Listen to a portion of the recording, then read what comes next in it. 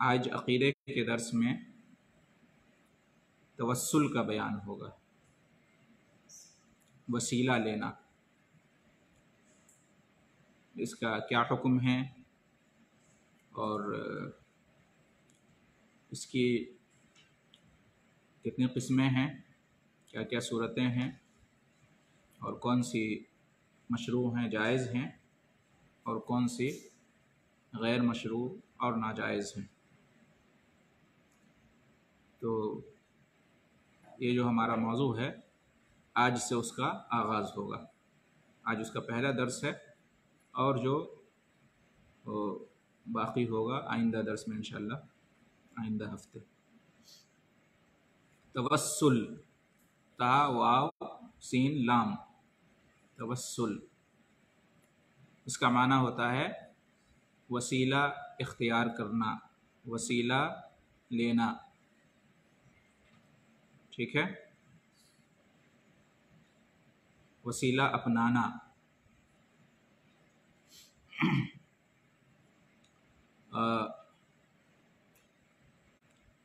وسیلہ کا مطلب کیا ہوتا ہے؟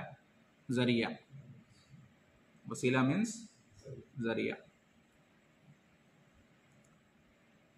یعنی کسی چیز تک پہنچنے کے لیے یا کسی چیز سے نزدیک ہونے کے لیے، کسی چیز کو پانے کے لیے، کسی مقصد کو حاصل کرنے کے لیے جو ذریعہ اختیار کیا جاتا ہے، جو طریقہ اختیار کیا جاتا ہے، اس کو کیا کہتے ہیں؟ وسیلہ، ٹھیک ہے۔ جیسے چھت پہ پہنچنا ہے تو سیڑھی کا استعمال کرتے ہیں، تو یہ سیڑھی کیا ہے؟ وسیلہ ہے۔ ہمیں بات کرنا ہے کسی سے تو ہم موبائل کا استعمال کرتے ہیں، تو ایک وسیلہ ہوا، ٹھیک ہے۔ تو وسیلہ کا مطلب سمجھ گئے؟ ذریعہ، اس کو کہتے ہیں توسل یا وسیلہ۔ یہ لفظی معنی ہوا، شرعی معنی اس کا کیا ہے؟ اصطلاحی معنی کیا ہے؟ کہتے ہیں اللہ تک پہنچنے کے لیے، اللہ سے قریب ہونے کے لیے، اللہ کی نزدیکی اور قربت حاصل کرنے کے لیے ایک ایسا سبب استعمال کرنا جو کہ مشروع ہے، جو کہ شریعت سے ثابت ہے، ٹھیک ہے۔ اللہ کی رضا اور خوشنودی حاصل کرنے کے لیے، یا اللہ ہماری دعا کو قبول کرے اس کے لیے، یا اللہ کا قریبی بندہ ہم ہو جائیں اس کے لیے سبب اختیار کرنا، ذریعہ اختیار کرنا، ایسا سبب، ایسا ذریعہ جو ثابت ہے قرآن و حدیث سے، تو اس کو کہتے ہیں شرعی وسیلہ۔ یہ وسیلہ کا معنی ہوا شریعت میں، ٹھیک ہے جی۔ اللہ تعالیٰ تک پہنچنے کے لیے، اللہ کا قریبی بندہ ہونے کے لیے، اللہ کی رضا اور خوشنودی پانے کے لیے، یا اللہ سے اپنی دعا قبول کروانے کے لیے ذریعہ اختیار کرنا چاہیے، وسیلہ اختیار کرنا چاہیے، ٹھیک ہے۔ یہ اچھی بات ہے اور یہ جائز ہے۔ قرآن میں اللہ تعالیٰ نے اس کا حکم دیا ہے۔ کیا فرمایا اللہ تعالیٰ نے؟ یا ایھا الذین آمنوا اتقوا اللہ وابتغوا الیہ الوسیلہ وجاہدوا فی سبیلہ لعلکم تفلحون۔ اے ایمان والو، اللہ سے ڈرو اور اس تک پہنچنے کے لیے، اس کی قربت حاصل کرنے کے لیے وسیلہ اختیار کرو، اور اس کے راستے میں جہاد کرو تاکہ تم کامیاب ہو جاؤ۔ سورہ مائدہ آیت نمبر 35، ٹھیک ہے۔ تو اس آیت میں اللہ تعالیٰ نے وسیلہ اختیار کرنے کا حکم دیا، ذریعہ اختیار کرنے کا حکم دیا۔ رب تک پہنچنا ہے، رب کے قریب ہونا ہے، رب کی قربت پانی ہے، تو اللہ نے کہا کہ ذریعہ اختیار کرو، وسیلہ اختیار کرو، ٹھیک ہے۔ تو اس سے معلوم ہوا کہ وسیلہ اختیار کرنا جائز ہے، ٹھیک ہے، بلکہ بعض صورتوں میں واجب ہو جاتا ہے، ٹھیک ہے، جیسا کہ بعد میں اس کا بیان انشاءاللہ آئے گا۔ اللہ کے نیک بندے وسیلہ اختیار کرتے ہیں، اللہ تک پہنچنے کے لیے ذریعہ اختیار کرتے ہیں۔ قرآن میں اللہ تعالیٰ نے ارشاد فرمایا ان کے بارے میں کہ اولئک الذین یدعون یبتغون الی ربہم الوسیلہ،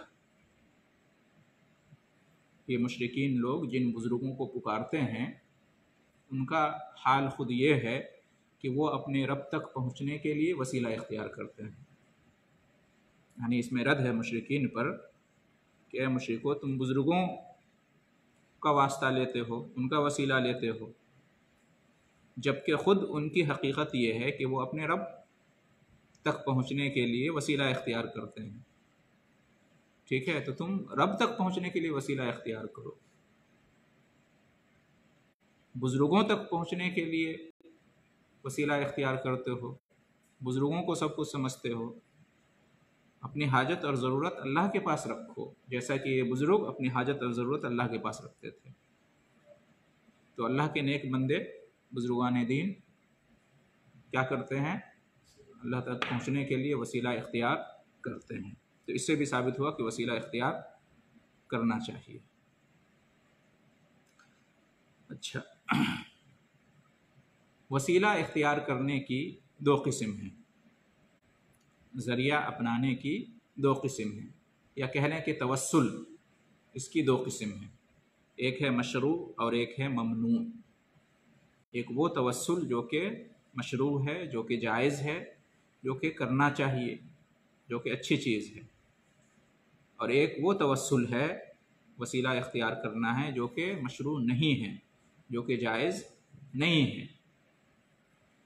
اس میں سے بعض ایسے ہیں جس میں شرک پایا جاتا ہے اور بعض ایسے ہیں جس میں بدعت پائی جاتی ہے۔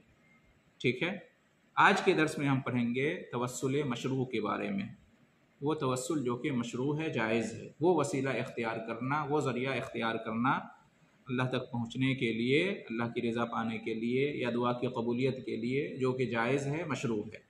آج کے درس میں ہم اس کے بارے میں تفصیل پڑھیں گے۔ ٹھیک ہے، اور جو توسل منع ہے اس کے بارے میں انشاءاللہ آئندہ درس میں۔ جو توسل مشروع ہے اس کی کئی صورتیں ہیں۔ نمبر ایک، اللہ تک پہنچنے کے لیے، اللہ کی قربت حاصل کرنے کے لیے اس کے اسماء اور صفات کا وسیلہ لینا۔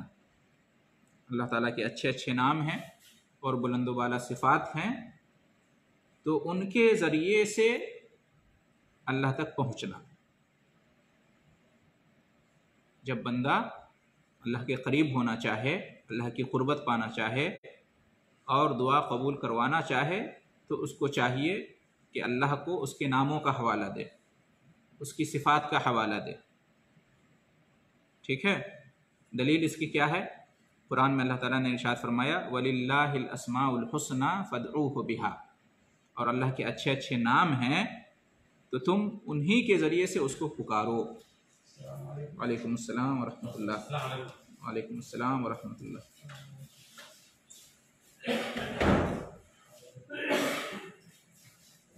ٹھیک ہے، وَلِلَّهِ الْأَسْمَاءُ الْحُسْنَى فَادْعُوهُ بِهَا، اللہ کے اچھے اچھے نام ہیں تو تم اس کو ان کے ذریعے سے پکارو۔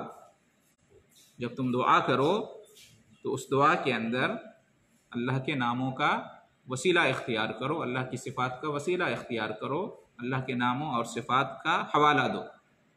ٹھیک ہے، اسی طریقے سے نبی کریم صلی اللہ علیہ وسلم نے ارشاد فرمایا ان للہ 99 اسماء 100 الا واحدہ من احصاها دخل الجنہ، کہ اللہ تعالیٰ کے 99 نام ہیں، 100 میں ایک کم، کہ جس نے ان کو یاد کیا، ان کا احصاء کیا، ان کو حفظ کیا، ان کا احاطہ کیا، تو وہ جنت میں داخل ہو گیا۔ ٹھیک ہے، تو ان ناموں کو یاد کرنے، ان ناموں کا احصاء کرنے، احاطہ کرنے میں دو چیز ہے، لفظ کے اعتبار سے بھی اور معنی کے اعتبار سے بھی۔ تو اللہ کے رسول نے جو فرمایا کہ جس نے اس کا احصاء کیا، اللہ کے 99 ناموں کا جس نے احصاء کیا، احاطہ کیا، تو وہ جنت میں داخل ہوگا۔ تو اس میں احصاء کرنے میں، احاطہ کرنے میں یہ بھی ہے، اللہ کے ناموں کا احصاء کرنا، احاطہ کرنا، اس میں سے یہ ہے کہ اللہ کے ناموں کے ذریعے سے اللہ کو پکارو، اپنی دعاؤں میں اللہ کے ناموں کا وسیلہ لو، ٹھیک ہے؟ کیسے اللہ کے ناموں کا وسیلہ لیں گے دعا میں؟ ہاں، اللہ کے ناموں کے ذریعے سے اللہ کو پکاریں گے، اور اگر جس مناسبت سے ہم دعا کر رہے ہیں اس مناسبت سے اللہ کا کوئی نام ہے تو اس نام کا حوالہ دینا اللہ کو خاص طور سے، جیسے ہمیں رزق چاہیے، روزی چاہیے، تو کہیں کہ اے اللہ تو رزاق ہے، مجھے رزق دے، یا رزاق ارزقنی۔ اللہ تعالیٰ سے رحمت چاہیے، رحم و کرم چاہیے، تو اے اللہ تو رحیم ہے، تو کریم ہے، مجھ پہ رحم فرما، کرم فرما، ہے نا، یا رحیم یا کریم ارحمنی۔ اس طرح سے اللہ سے مغفرت چاہیے تو کہیں گے اللہ تو غفار ہے، غفور ہے کہ نہیں، یا غفار یا غفور اغفر لی۔ تو اس طرح سے ٹھیک ہے، اللہ تعالیٰ سے کوئی بھی نعمت چاہیے، کچھ بھی چاہیے، اولاد چاہیے، کوئی بھی نعمت چاہیے، تو کہیں اے اللہ تو وہاب ہے، یا وہاب مجھے عطا کر، مجھے دے، تو دینے والا ہے۔ تو اس طرح سے اللہ تعالیٰ کو اس کے ناموں کا حوالہ دینا اور دعاؤں میں اللہ تعالیٰ کے ناموں کا وسیلہ پکڑنا، ٹھیک ہے؟ اسی طرح سے اللہ تعالیٰ کی جو صفات ہیں ان کے ذریعے سے بھی اللہ کو پکارنا چاہیے اور اللہ سے دعا کرنی چاہیے۔ اس کی بھی دلیل موجود ہے۔ اچھا، اس سے پہلے حدیث سے بھی دلیل پکڑ لیتے ہیں کہ اللہ تعالیٰ کے ناموں کے ذریعے سے اللہ کو پکارنا یہ ہونا چاہیے۔ نبی صلی اللہ علیہ وسلم نے ایک شخص کو یہ کہتے ہوئے سنا، اس طرح سے دعا کرتے ہوئے سنا۔ کیا اس نے دعا کی؟ اللہم انی اسألوک انی اشہد انک انت اللہ لا الہ الا انت الاحد الصمد الذی لم یلد ولم یولد ولم یکن لہ کفوا احد۔ اس شخص نے اس طرح سے دعا کی، ٹھیک ہے؟ یہ سن کر نبی کریم صلی اللہ علیہ وسلم نے فرمایا کہ لقد سألت اللہ بالاسم الذی اذا سئل به اعطى واذا دعی به اجاب، کہ تو نے اللہ کے اس نام کے ذریعے سے مانگا ہے، سوال کیا ہے، تم نے اللہ کو پکارا ہے، اللہ سے مانگا ہے اس کے اس نام کے ذریعے سے کہ جس کے ذریعے سے اس سے مانگا جاتا ہے تو وہ عطا کرتا ہے، اور اس سے دعا کی جاتی ہے تو وہ قبول کرتا ہے۔ تو اس شخص نے یہ جو دعا پڑھی، اس میں سب سے پہلے کون سا نام ہے؟ اللہ کا اللہ۔ اس نے کیا کہا؟ اللہم انی اسألوک انی اشہد انک انت اللہ لا الہ الا انت الاحد الصمد۔ اس میں اللہ تعالیٰ کے ناموں کا اس نے ذکر کیا، اللہ، یہ اللہ کے ناموں میں سے اسم اعظم ہے۔ اسی طرح سے الاحد الصمد۔ تو اللہ کے رسول نے کیا فرمایا کہ اس شخص نے اللہ سے دعا کی ہے اس کے نام کے ذریعے سے، ایسے نام کے ذریعے سے کہ جب اس کا حوالہ دے کر اللہ سے مانگا جاتا ہے تو اللہ دیتا ہے، اور اس کے وسیلے سے اللہ سے دعا کی جاتی ہے تو اللہ قبول کرتا ہے، ٹھیک ہے؟ تو یا تو تمام نام مراد ہیں یہاں پر، اللہ، الاحد الصمد، یا جو اللہ کا اسم اعظم ہے، سب سے عظیم نام اللہ، وہ مراد ہے۔ تو بہرحال اس سے بھی معلوم ہے، سنن ترمذی، سنن ابو داؤد کی روایت ہے، اور سنن ابن ماجہ کی۔ اس حدیث سے معلوم ہوا کہ اللہ تعالیٰ کو پکارنا چاہیے اس کے ناموں کے ذریعے سے، اس کے ناموں کے حوالے سے، ٹھیک ہے؟ اور اسی طرح سے اللہ کی صفات کے ذریعے سے بھی اللہ کو پکارنا چاہیے، اللہ سے دعا کرنی چاہیے۔ اس طرح سے کئی دعائیں ہیں جن سے ہم یہ سیکھتے ہیں اور جانتے ہیں، جیسے وہ مشہور دعا ہے اعوذ باللہ وقدرتہ من شر ما اجد وهو حاضر۔ جب کہیں پہ بدن میں تکلیف ہو تو نبی صلی اللہ علیہ وسلم نے کیا ہدایت کی کہ جہاں پہ تکلیف ہے وہاں پہ ہاتھ رکھو اور 3 بار بسم اللہ پڑھو اور 7 مرتبہ یہ دعا پڑھو، اعوذ باللہ وقدرتہ من شر ما اجد وهو حاضر۔ تو اس میں کیا ہے؟ اعوذ باللہ، میں اللہ کی پناہ میں آتا ہوں، اللہ سے پناہ طلب کرتا ہوں، اللہ کی پناہ طلب کرتا ہوں، وقدرتہ، اور اس کی قدرت کے ذریعے سے اللہ کی پناہ طلب کرتا ہوں۔ تو قدرت کیا ہے؟ اللہ کی صفت ہے۔ قدرت کیا ہے؟ اللہ کا نام کیا ہے؟ قدیر، اور اس کی صفت کیا ہے؟ قدرت۔ تو یہاں پر اللہ کی قدرت کے ذریعے سے جو ہے نا اللہ کی پناہ طلب کی گئی ہے۔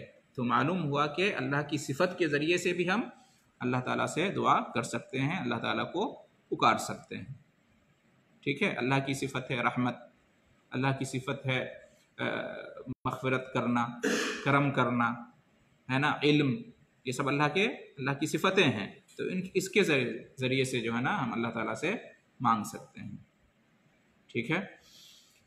اسی طریقے سے یہ صحیح مسلم کی روایت ہے۔ دوسری ایک اور روایت ہے، صحیح نسائی کی ہے، صحیح نسائی یعنی سنن نسائی کی روایت ہے اور یہ صحیح ہے۔ اللہم بعلمک الغیب وقدرتک علی الخلق احینی ما علمت الحیات خیرا لی وتوفنی اذا کانت الوفات خیرا لی۔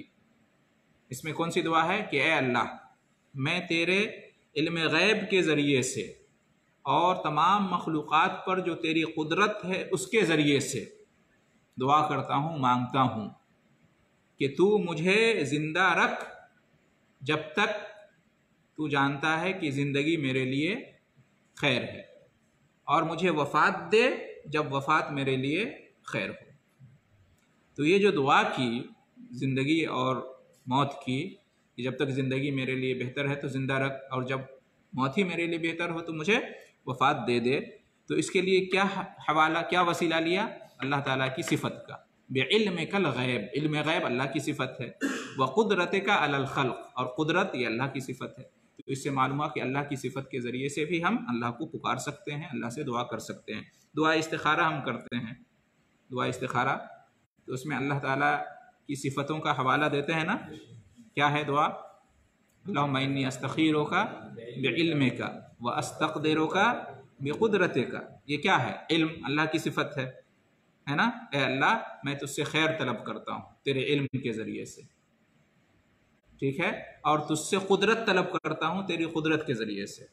یعنی ہم جو دعا استخارہ کر رہے ہیں تو اسے اللہ سے کہہ رہے ہیں کہ اللہ، میں جو کام کرنے جا رہا ہوں تو میں تجھ سے یہ دعا کرتا ہوں کہ تیرے پاس علم غیب ہے، میں نہیں جانتا ہوں میرا کام کیا ہے، نہیں ہے، کیسے ہوگا، پورا ہوگا نہیں ہوگا، خیر ہے کہ نہیں، لیکن تو جانتا ہے، تو غیب کا علم رکھتا ہے، تو میں تجھ سے دعا کرتا ہوں، اور مجھے قدرت نہیں ہے کہ یہ کام میں کر پاؤں، تو تیری قدرت کے ذریعے سے میں تجھ سے سوال کرتا ہوں، تو مجھے قادر بنا دے، اس کی قدرت دے دے، اور پوری دعا ہے اس کے اندر، ہے نا۔ تو اس میں بھی اللہ تعالیٰ کی صفت کا حوالہ دیا گیا، علم کا اور قدرت کا، پوری لمبی حدیث ہے، آپ جانتے ہیں۔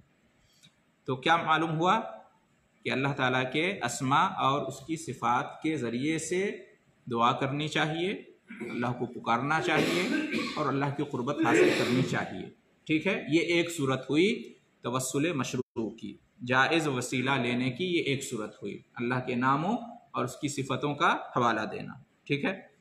اس کے بعد نمبر 2، اللہ تعالیٰ تک پہنچنے کے لیے یا اللہ سے دعا کرنے کے لیے ایمان کا وسیلہ لینا، ایمان کا وسیلہ لینا، اور نبی صلی اللہ علیہ وسلم کی اتباع اور پیروی کا وسیلہ لینا۔ یعنی یہ کہنا، آپ کو کوئی دعا کرنی ہے، کچھ مانگنا ہے اللہ سے، اے اللہ، میں تجھ پر ایمان رکھتا ہوں، میں تجھ پر ایمان لایا ہوں، اور تو نے جو کچھ نازل کیا ہے، دین، شریعت، سب پر میرا ایمان ہے، اور اے اللہ، میں تیرے رسول کی اتباع کرتا ہوں، تیرے رسول کی پیروی کرتا ہوں۔ یہ حوالہ دے، اللہ کے سامنے پیش کرے، اور اس کے بعد دعا کرے، میری یہ ضرورت پوری کر دے، میری یہ مشکل دور کر دے۔ تو اس طرح سے اللہ کو دعا میں ایمان کا اور اتباع کا حوالہ دینا، اپنی توحید کا حوالہ دینا، یہ بھی جائز ہے، یہ بھی درست طریقہ ہے وسیلہ لینے کا۔ دلیل اس کی کیا ہے؟ قرآن میں اللہ تعالیٰ نے ارشاد فرمایا ہے، دعا کا ذکر کیا ہے کہ ربنا آمنا بما انزلت واتبعنا الرسول فاکتبنا مع الشاہدین۔ عیسیٰ علیہ السلام کے جو حواریین تھے، انہوں نے یہ دعا کی تھی۔ کیا دعا کی تھی؟ ربنا آمنا، اے ہمارے رب، ہم ایمان لائے، اے ہمارے رب، ہم ایمان لائے۔ کس پر ایمان لائے؟ بما انزلت، تو نے جو نازل کیا اس پر۔ اللہ کیا نازل کرتا ہے؟ دین، شریعت، اپنی کتاب، اپنا رسول مبعوث کرتا ہے۔ تو اے ہمارے رب، ہم ایمان لائے اس پر جو تو نے نازل کیا ہے، واتبعنا الرسول، اور ہم نے رسول کی اتباع کی ہے، ہم نے رسول کی اتباع کی ہے، پیروی کی ہے۔ تو فاکتبنا مع الشاہدین، تو ہمارا نام لکھ دے گواہی دینے والوں کے ساتھ، تو ہمیں لکھ دے گواہی دینے والوں کے ساتھ۔ تو یہ دعا ہے کہ نہیں کہ اللہ جنہوں نے تیری گواہی دی ہے تیری وحدانیت کی، مثال کے طور پر تیرے معبود برحق ہونے کی، تیرا کوئی شریک نہیں ہے اس کی، جو لوگ گواہی دینے والے ہیں، فرشتے گواہی دیتے ہیں، اہل علم گواہی دیتے ہیں، تو اے اللہ ہمیں بھی شامل کر دے اس میں۔ یہ دعا ہوئی کہ نہیں ہوئی؟ اس دعا کرنے سے پہلے اللہ کو کس چیز کا حوالہ دیا؟ ایمان کا اور اتباع کا۔ ہم ایمان لائے جو تو نے نازل کیا اس پر، اور ہم نے رسول کی اتباع کی۔ تو اس سے معلوم ہوا کہ اللہ کو اس کے ایمان، اس پر ایمان کا اور اس کے رسول کی اتباع کا حوالہ دے کر اس سے مانگنا چاہیے، اس سے دعا کرنی چاہیے۔ یہ سورہ آل عمران کی آیت نمبر 53 تھی۔ اسی طریقے سے سورہ آل عمران آیت نمبر 193 میں یہ بھی ہے کہ ربنا اننا سمعنا منادیا ینادی للایمان ان آمنوا بربکم فآمنا، اے ہمارے رب ہم نے سنا تیرے رسول کو پکارتے ہوئے، ندا کرتے ہوئے کہ اے لوگو اپنے رب پر ایمان لے آؤ، تو ہم ایمان لے آئے۔ ٹھیک ہے، اب تک دعا نہیں ہے، دعا اب اس کے بعد ذکر ہو رہی ہے۔ ربنا فاغفر لنا، ہم ایمان لے آئے تو ربنا فاغفر لنا، تو اے ہمارے رب ہمیں معاف کر دے، ہماری مغفرت کر دے۔ ٹھیک ہے، فاغفر لنا ذنوبنا، ہمارے گناہوں کی مغفرت کر دے، وکفر عنا سیئاتنا، اور ہمارے جو گناہ ہیں ان کو مٹا دے، وتوفنا مع الابرار، اور نیک لوگوں کے ساتھ ہمیں شامل کر دے، نیک لوگوں سے ہمیں ملا دے۔ تو یہ دعا ہے نا، گناہوں کی مغفرت کی دعا ہے، گناہوں کا کفارہ ہو جائے اس کی دعا ہے، اور نیک لوگوں کے ساتھ ملا دے اس کی دعا ہے۔ اس کی دعا کرنے سے پہلے کس چیز کا حوالہ اور وسیلہ لیا گیا اس دعا کے اندر؟ ایمان کا اور رسول کی اطاعت کا بھی ہے نا۔ تیرے رسول نے کہا کہ ایمان لے آؤ، تو ہم ایمان لے آئے، تو ایمان بھی لائے اور رسول کی اتباع بھی کیے اس بات کے اندر۔ تو ایمان اور اتباع کے ذریعے سے اللہ کو پکارنا، اللہ سے دعا کرنا، یہ بھی جائز طریقہ ہے، یہ بھی ایسا بھی ہونا چاہیے، ہمیں اپنی دعاؤں میں اس کو اختیار کرنا چاہیے۔ سورہ آل عمران آیت نمبر 16 میں ایک جگہ یہ بھی ہے کہ ربنا اننا آمنا فاغفر لنا ذنوبنا وقنا عذاب النار، اے ہمارے رب ہم ایمان لے آئے ہیں تو ہمارے گناہوں کی مغفرت فرما دے اور ہمیں جہنم کے عذاب سے بچا دے۔ تو یہاں بھی گناہوں کی مغفرت اور جہنم کے عذاب سے نجات، یہ جو دعا ہے، دو دعا، اس کے لیے وسیلہ لیا گیا کس کا؟ ایمان کا وسیلہ لیا ہے کہ ربنا اننا آمنا، اے ہمارے رب ہم ایمان لائے ہیں۔ ٹھیک ہے، اور پھر اللہ کے نام کا بھی وسیلہ ہے، ربنا، ہمارے رب۔ رب کس کا نام ہے؟ اللہ کا نام ہے۔ تو یہ دوسری صورت ہوئی۔ ٹھیک ہے، دعاؤں میں وسیلہ لینا یا اللہ کی قربت حاصل کرنے کے لیے وسیلہ لینا، اس کی دوسری صورت جو جائز ہے وہ یہ ہے کہ کیا ہے؟ ایمان اور اتباع کے ذریعے سے، ایمان باللہ اور اتباع بالرسول کے ذریعے سے، اور جو بھی اس میں داخل ہوتا ہے، ایمانیات جتنے بھی ہیں اور رسول کی اتباع اور اطاعت کی جو بھی صورتیں سب اس میں داخل ہے، اس کے ذریعے سے ہم اللہ کو پکار سکتے ہیں، اللہ سے دعا کر سکتے ہیں۔ نمبر 3، تیسری صورت جائز وسیلے کی کیا ہے کہ دعا کرنے والا اپنے ان نیک اعمال کا حوالہ دے، وسیلہ اختیار کرے جو اپنی زندگی میں وہ کبھی کر چکا ہے یا کر رہا ہے، ان اعمال کو اللہ کے سامنے پیش کرے۔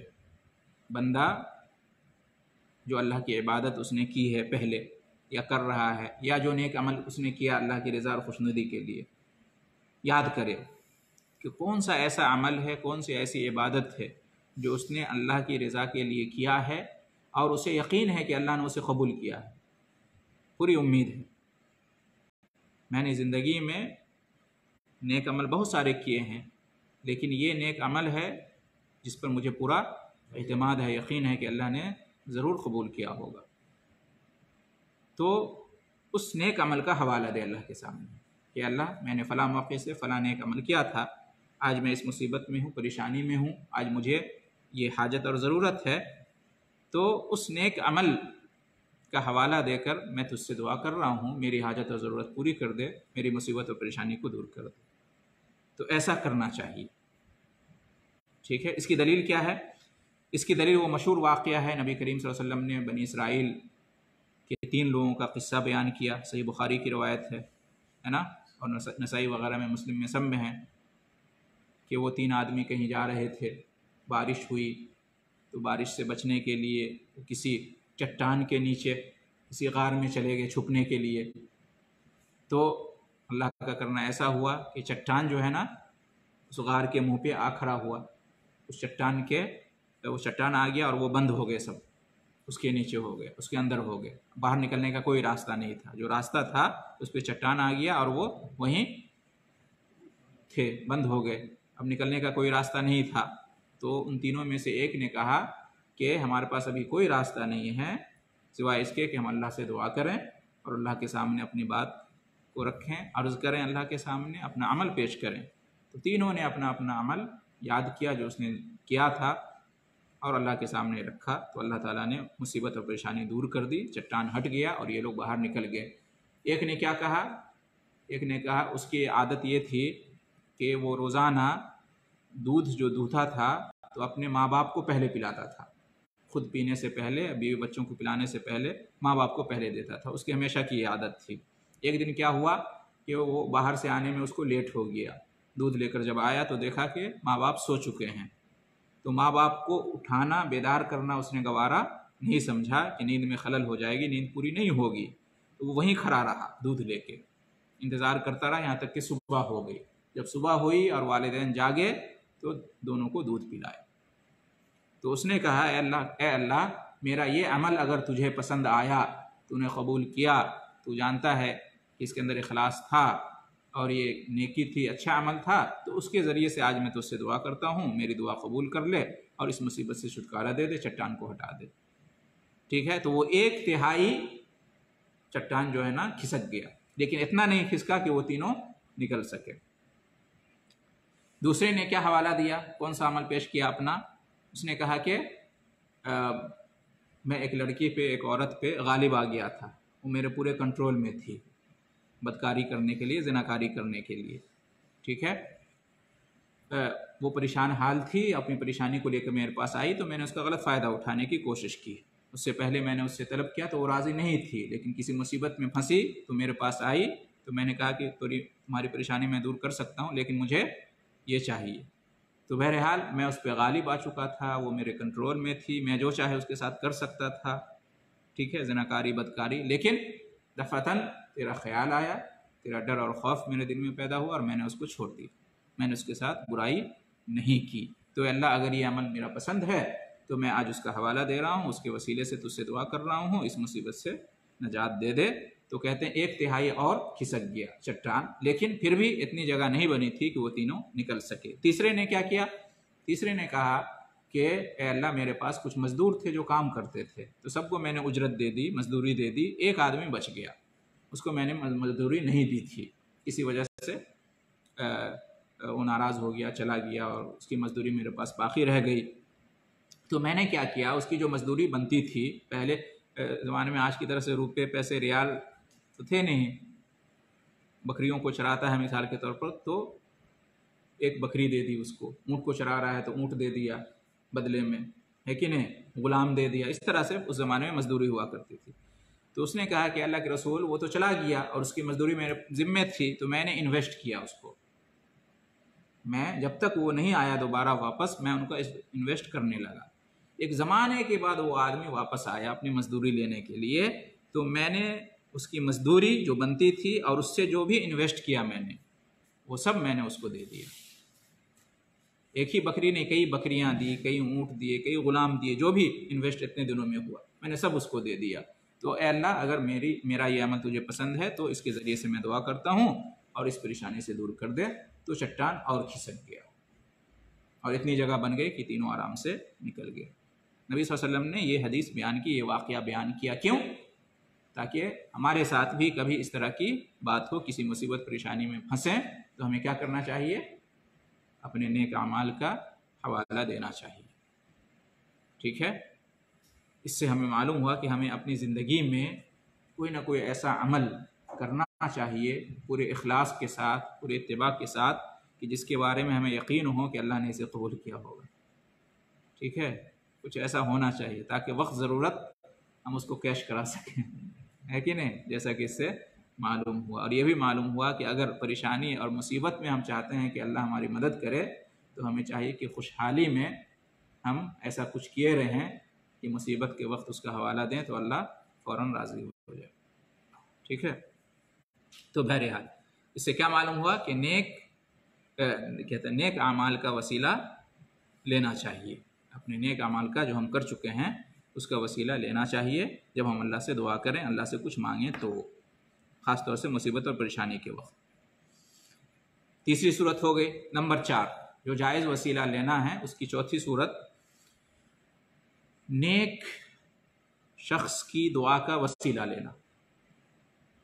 کوئی نیک شخص ہے، متقی ہے، پرہیزگار ہے، فضل اور صلاح والا ہے، اور آپ کو اللہ سے کچھ چاہیے، کوئی حاجت اور ضرورت ہے آپ کے پاس، کوئی مشکل پریشانی ہے اسے دور کرانی ہے، تو آپ خود بھی اللہ سے دعا کریں، اور آپ کے لیے جائز ہے کہ اس نیک آدمی کے پاس جائیں اور اس کو کہیں کہ آپ بھی میرے لیے دعا کر دو، میری یہ حاجت ہے، میری یہ ضرورت ہے، میری یہ مشکل اور پریشانی ہے، تو وہ آپ کے لیے دعا کر دے۔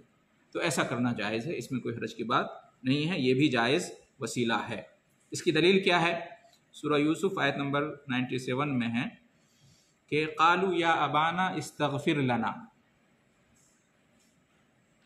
لنا ذنوبنا انا کنا خاطئین۔ یوسف علیہ السلام کے بھائی جنہوں نے یوسف علیہ السلام کے ساتھ بدسلوکی کی تھی، ٹھیک ہے، ان کے بھائی آئے اپنے والد یعقوب علیہ السلام کے پاس اور ان سے کہا یا ابانا، اے ہمارے والد صاحب، استغفر لنا ذنوبنا، ہم سے جو گناہ سرزد ہوئے ہیں تو ان کی مغفرت طلب کر دیجئے آپ اللہ سے، یعنی آپ اللہ سے ہمارے لیے دعا کر دیجئے کہ ہمارے گناہوں کو معاف کر دے، ٹھیک ہے، بے شک ہم گناہ گار تھے۔ تو یعقوب علیہ السلام کون ہیں؟ اللہ کے نیک بندہ بلکہ نبی ہیں، ان کے پاس آتے ہیں ان کے بیٹے، کس کے لیے؟ دعائیں مغفرت کروانے کے لیے۔ تو اس سے کیا معلوم ہوا کہ جو نیک شخص ہے ہم اس کے پاس جا سکتے ہیں، اس سے ریکویسٹ کر سکتے ہیں کہ آپ ہمارے لیے دعا کر دو۔ اس سے معلوم ہوا کہ نہیں ہوا؟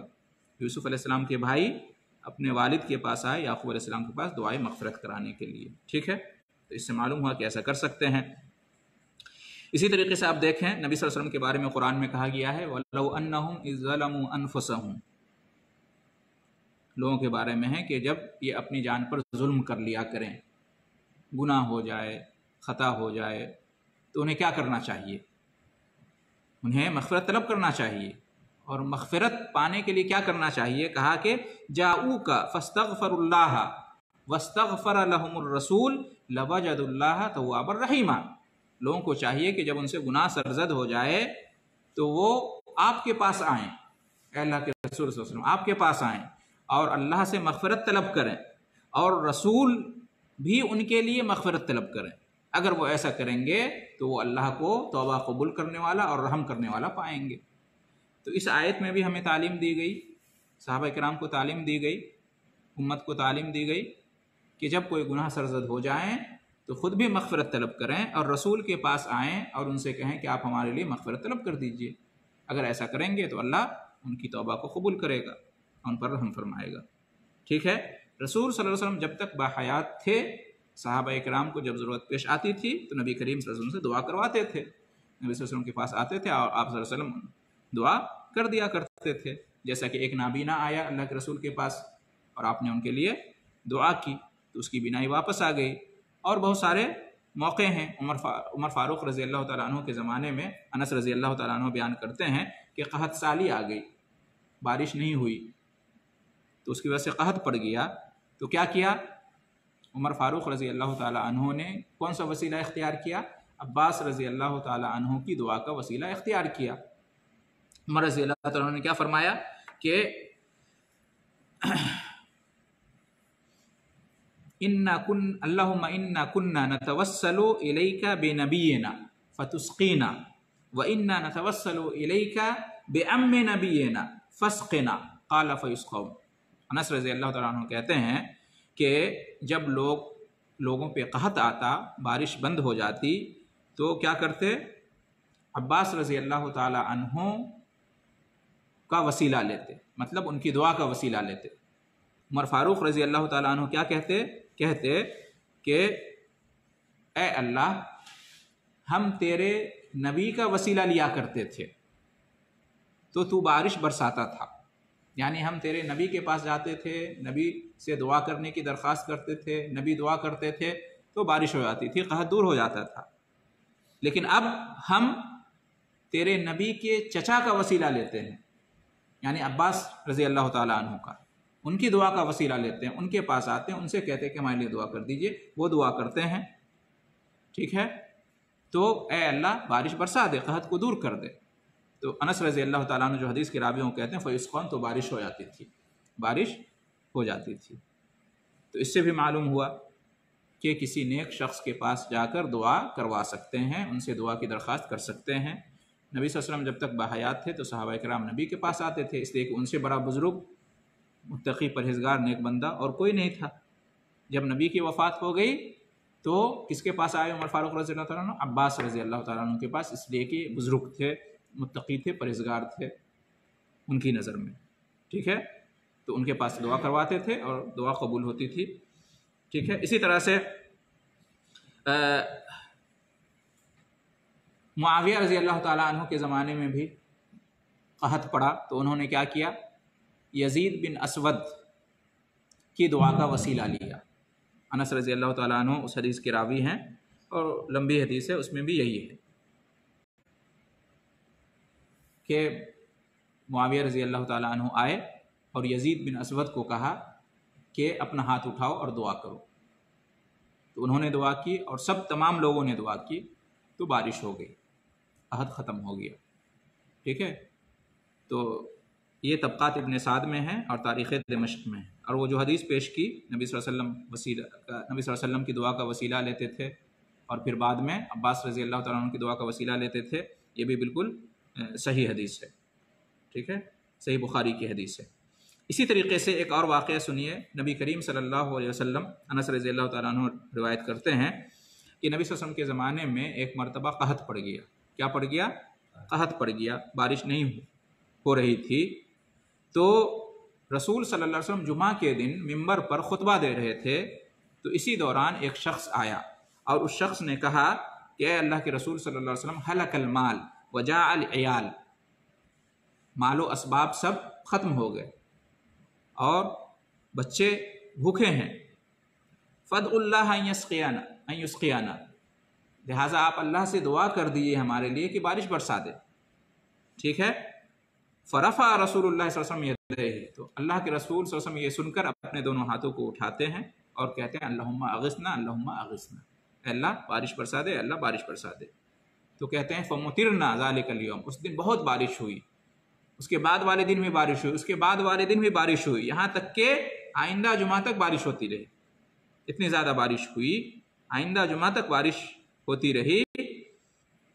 تو پھر نبی صلی اللہ علیہ وسلم اس جمعہ کو خطبہ دے رہے تھے ممبر پہ، تو وہی شخص آیا دیہاتی یا کوئی دوسرا شخص آیا اور اس نے کہا کہ اے اللہ کے رسول، تہدم البنا وغرق المال، گھر جو ہے نا گر رہا ہے اور مال و اسباب سب برباد ہو رہے ہیں، ضائع ہو رہے ہیں، ڈوب رہے ہیں، فادعوا اللہ، لہٰذا آپ اللہ سے دعا کر دیجئے، فادعوا اللہ لنا، ہمارے لیے اللہ سے دعا کر دیجئے۔ تو فرفع رسول اللہ صلی اللہ علیہ وسلم یدیہ، اللہ کے رسول صلی اللہ علیہ وسلم نے دونوں ہاتھوں کو اٹھایا اور دعا کیا، اللہم حوالینا ولا علینا، اے اللہ تعالیٰ بارش ہمارے اوپر نہ برسا، دور دراز ہمارے ارد گرد کا جو دور دراز کا علاقہ ہے ادھر بارش برسا۔ تو کہتے ہیں بارش بند ہو گئی، ٹھیک ہے۔ یہ صحیح بخاری، صحیح مسلم اور سنن نسائی کی روایت ہے۔ تو اس سے بھی معلوم ہوا کہ نیک شخص کے پاس جا کر دعا کے لیے ریکویسٹ کر سکتے ہیں، درخواست کر سکتے ہیں، جیسا کہ نبی صلی اللہ علیہ وسلم کے پاس وہ شخص آیا اور دعا کی درخواست کی اور آپ نے دعا کی اور دعا قبول ہوئی، ٹھیک ہے۔ یہ چوتھی صورت ہوئی، ٹھیک ہے۔ آخری صورت، پانچویں صورت، وہ یہ ہے کہ بندہ اللہ کے سامنے اپنا حال بیان کرے، اپنی حالت کو پیش کرے۔ میں اللہ سے دعا کرنی ہے تو میں اپنی حالت پیش کروں اللہ کے سامنے، اپنا حال بیان کروں۔ اللہ سب کچھ جانتا ہے، لیکن اللہ تعالیٰ کو خوشی ہوتی ہے کہ اللہ کے پاس آ کر ہم اپنی محتاجی کو بیان کریں، ہے نا، اپنے فقر کو بیان کریں، ٹھیک ہے، ہمیں ضرورت ہے اللہ کے رحم اور کرم کی، تو اس کو بیان کریں اللہ کے پاس۔ ہم جس مصیبت میں، جس آزمائش میں، جس پریشانی میں، اللہ بخوبی جانتا ہے، لیکن اللہ نے ایک طریقہ یہ بنایا ہے، اللہ کو خوشی ہوتی ہے کہ اللہ کے سامنے ہم اس کو بیان کریں اور اس کے بعد ہم اللہ سے دعا کریں، تو اللہ تعالیٰ دعا کو قبول کرتا ہے۔ تو یہ بھی ایک صورت ہے، یہ بھی کیا ہے، ایک صورت ہے، اللہ کے پاس آ کے اپنی عاجزی کو، اپنی حاجت کو، اپنی ضرورت کو، اپنے احوال کو بیان کرنا چاہیے۔ اللہ سے شرمانا نہیں چاہیے، حیا نہیں کرنی چاہیے، دل کھول کر پوری تفصیل کے ساتھ اللہ کے پاس اپنی بات کو رکھیے، تو اللہ تعالیٰ کو رحم آتا ہے، کرم آتا ہے، اور اللہ تعالیٰ دعا کو قبول کرتا ہے۔ اس کی بہت ساری دلیلیں ہیں، یا کوئی گناہ ہو گیا ہے آپ سے اور اللہ سے آپ کو مغفرت چاہیے، آپ توبہ کرنا چاہ رہے ہیں، قبولیت چاہیے، تو اس کو بھی بیان کیجیے اللہ کے سامنے، اللہ کے سامنے آئیے، اپنے گناہ کا اعتراف کیجیے، اپنی غلطی کو مانیے اور اللہ سے مغفرت طلب کیجیے، توبہ کیجیے، اللہ قبول فرمائے گا۔ اس کی بہت ساری دلیلیں ہیں، جیسے ایوب علیہ السلام نے دعا کی، کیا دعا کی؟ انی مسنی الضر وانت ارحم الراحمین، بہت بڑی آزمائش میں تھے، ہے نا، کہتے ہیں کہ کوڑھ کی بیماری تھی، بہت مدت، لمبی مدت تک کی بیماری رہی، تو انہوں نے دعا کی، انی مسنی الضر، اے اللہ مجھے یہ تکلیف، یہ درد، یہ پریشانی، یہ بیماری لاحق ہے، وانت ارحم الراحمین، اور تو ہی تمام رحم کرنے والوں میں سب سے بڑا رحم کرنے والا ہے۔ تو انہوں نے پیش کیا اللہ سے، جب دعا کی تو اپنی حالت کو اللہ کے سامنے پیش کیا۔ اسی طرح سے یونس علیہ السلام نے لا الہ الا انت سبحانک انی کنت من الظالمین، اپنے گناہ کا اعتراف کیا، اپنی غلطی کا اعتراف کیا، لا الہ الا انت، نہیں ہے کوئی معبود سوائے تیرے، سبحانک تو پاک ہے، انی کنت من الظالمین، میں ہی گناہ گاروں میں سے تھا، میں ہی خطا کاروں میں سے تھا، میں ہی ظلم کرنے والوں میں سے تھا۔ تو اپنی خطا کا اعتراف کیا، اپنی حالت کو پیش کیا، تو اللہ تعالیٰ نے دعا قبول کی۔ اسی طرح سے آپ دیکھیں زکریہ علیہ السلام، رب لا تذرنی فردا وانت خیر الوارثین، اولاد نہیں ہو رہی تھی، آ کے پیش کیا کہ اللہ تعالیٰ مجھے اکیلا نہ چھوڑ، ایسا نہ ہو کہ میرا کوئی وارث نہ ہو، میں دنیا سے چلا جاؤں، ٹھیک ہے، تو انہوں نے پیش کیا اور اللہ کو کہا تم ہی وارث بنانے والا ہے، سب سے بہتر۔ اسی طرح سے آدم علیہ السلام نے ربنا ظلمنا انفسنا وان لم تغفر لنا وترحمنا لنکونن من الخاسرین، انہوں نے بھی اپنے گناہ، اپنی غلطی کا اعتراف کیا، خطا کا اعتراف کیا، اور اللہ کے سامنے حاضر ہوئے اور کہا کہ مجھے ضرورت ہے تیری مغفرت کی، نہیں تو ہمارا خسارہ ہو جائے گا۔ تو اس طرح سے ہم دیکھتے ہیں کہ بہت سارے نبیوں اور رسولوں نے اپنے احوال پیش کیے اللہ کے سامنے اور اپنی خطا کا اعتراف کیا، تو اللہ تعالیٰ نے ان کی دعا قبول کی، لہٰذا ہمیں بھی ایسا کرنا چاہیے، ٹھیک ہے۔ دعا استخارہ کو دیکھ لیجئے، جب ہم دعا استخارہ کرتے ہیں تو اس میں اپنی حالت کو پیش کرتے ہیں نا، اے اللہ تو جاننے والا ہے، میں نہیں جانتا ہوں، تو قدرت والا ہے، میرے پاس کوئی قدرت نہیں ہے، ٹھیک ہے، اگر تو جانتا ہے کہ میرا یہ کام میرے لیے کیا ہے، اس میں خیر ہے، بہتری ہے، تو آسان کر دے، اس کو مقدر کر دے، اس میں برکت عطا کر، اور اگر تو جانتا ہے کہ اس کام میں میرے لیے خیر نہیں ہے تو مجھ کو اس سے اور اس کو مجھ سے دور کر دے۔ تو ہم اللہ تعالیٰ کے سامنے اپنے احوال کو پیش کرتے ہیں دعا استخارہ میں، اور اللہ تعالیٰ سے خیر طلب کرتے ہیں۔ تو ان تمام سے معلوم ہوا کہ ایک جائز صورت یہ بھی ہے کہ انسان جو ہے نا، اگر بہت زیادہ مطلب اللہ کے اسماء نہیں یاد ہیں، اللہ کی صفات نہیں یاد ہیں، نیک اعمال، عبادتیں، ان کا جو ہے نا بیلنس نہیں ہے اس کے پاس، تو کم سے کم اتنا تو کرے، اپنی حالت کو عاجزی کے ساتھ اللہ کے سامنے رکھے، اپنی ضرورت کو رکھے، اللہ رحم فرمانے والا ہے، اللہ معاف کرنے والا ہے، اپنی غلطی کا اعتراف کرے، خطا کا اعتراف کرے، تو اللہ تعالیٰ دعا کو قبول کرنے والا ہے۔ تو یہ چند ایک صورتیں ہیں کس چیز کی؟ جائز وسیلہ لینے کی، مشروع وسیلہ اختیار کرنے کی، جائز طریقے سے ذریعہ اختیار کرنے کی، اللہ تک پہنچنا ہے، اللہ سے مانگنا ہے، اللہ کو پکارنا ہے، اللہ سے دعا کرنی ہے، حاجت اور ضرورت پوری کروانی ہے، مشکل اور پریشانی کو دور کروانی ہے، تو یہ طریقے اختیار کریں، یہ وسائل اختیار کریں، یہ ذرائع اختیار کریں، تو انشاءاللہ اللہ تعالیٰ رحم کرے گا اور کرم کرے گا، ٹھیک ہے۔ تو اس طرح سے آج کا درس مکمل ہوا، انشاءاللہ آئندہ جو ناجائز وسیلہ کی صورتیں ہیں ان کا بیان ہوگا انشاءاللہ۔ جزاکم اللہ خیرا۔